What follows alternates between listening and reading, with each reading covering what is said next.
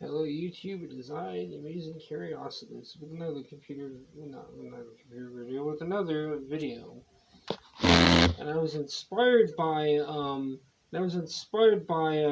Frater Alexander of the, not Frater Alexander, Frater Xavier of the YouTube channel Mind Magick to do this video. Because I felt like this video kind of plays into some of the relation to some of the stuff he's been talking about on his channel for years. And I just finally rediscovered his channel after his on the YouTube page, and I have this to say in regard to money.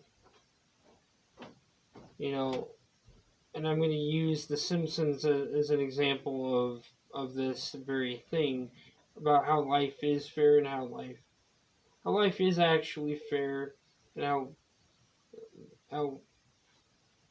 how it's not as fair in the way we want it to be fair. I've always kind of known that, learned that lesson in my early to mid teens, not early to mid teens, early to mid 20s, and I'm almost 30 years old, so it's like, yeah. I hate to sound like a boomer, but instead of being a Frank Grimes with just fancy degrees and no character or personality who constantly complains about someone less than him having a nice house or a good high-paying job, instead be a Homer Simpson and take initiative and not just what needs to be fixed outside of your life, but also in what needs to be fixed in your life. And by the way, Homer has always been one of those characters who's made the attempt of fixing his own life. See, people think, he doesn't do that. Yeah, actually, he does do that several times, and he actually is not a bad father. Not as bad as his father. His father is much worse. You know, instead take initiative. Actually, the boomers would be arguing in favor of the college degree as a requirement. It is not like we don't have enough brain dead people as it is. Yeah. You know, unless you go to community college, then instead of like Harvard University, like, unless you're doing specific things which require going to Harvard, there's no need to go to Harvard. You know, because it's just not worth risking being brainwashed into this left wing, right wing horseshit. And I wish that the schooling system in general would teach people tool sets, and if they did that, then the people in charge would not be in power for much longer. Yeah, probably not. I don't know, but that's kind of something, a thought that I've had for some time. Now, according to Wikipedia, on Wikipedia, according to Josh Weinstein, when Homer's Enemy was first broadcast, which is the episode I'm making reference to, many fans felt it was too dark, lacked humor, and that Homer was portrayed as overly bad-mannered. Weinstein considers this episode one of the most controversial of the seasons he ran, as it involves sharp observational humor which he thinks many fans didn't get. I actually get this episode.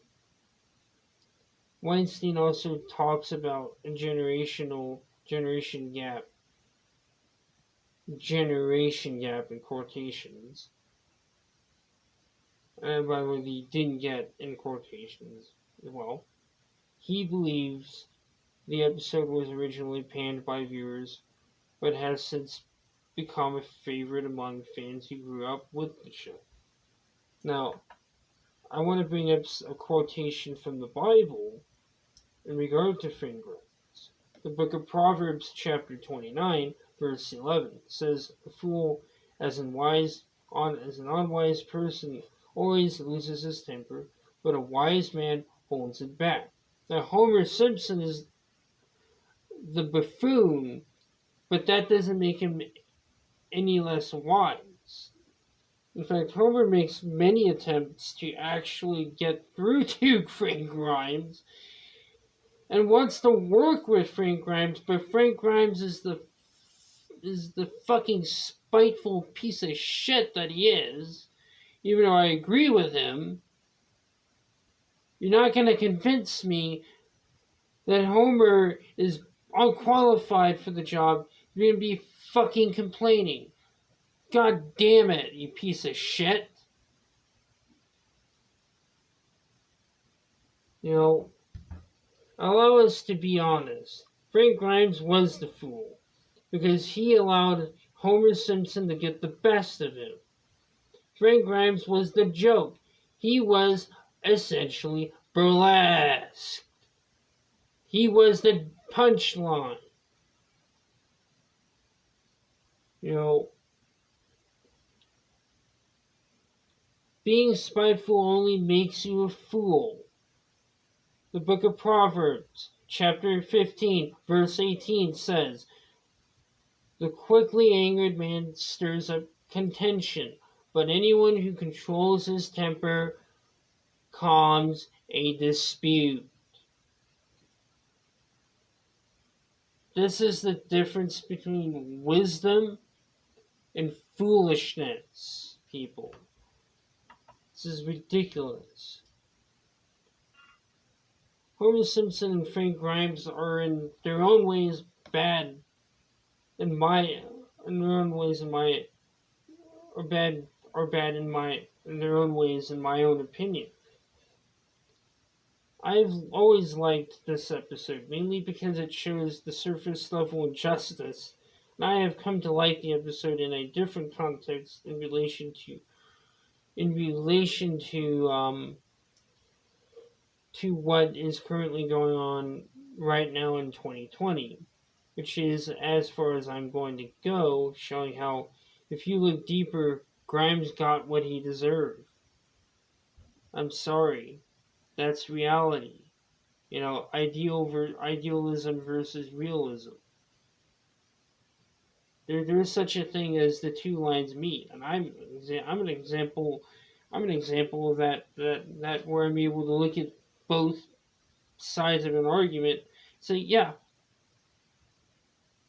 I think there's a lot to be said on Frank Grimes' part. I think he has legitimate reason criticism, but at the same time, it just doesn't make me, the way he goes about showing it doesn't convince me that I should listen to the guy. He just more or less pushes me to dismiss him. Because A, he's just complaining, and B, he's being spiteful. It's this jealousy. Oy. That's why I don't like Marxists. That's why I don't like National Socialists either.